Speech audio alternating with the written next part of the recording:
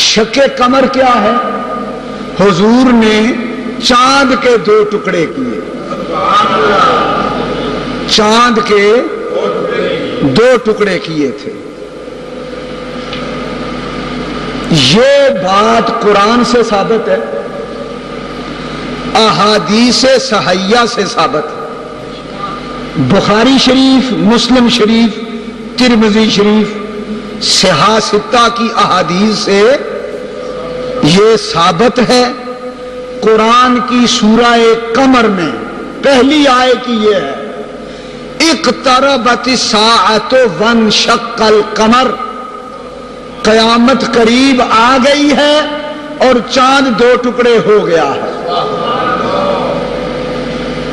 چاند کے 2 ٹکڑے ہونا قرآن سے ثابت ہے، بخاری اور مسلم کی احادیث صحیحہ سے ثابت ہے۔ لہذا کوئی مسلمان قرآن اور حدیث کا انکار نہیں کر سکتا۔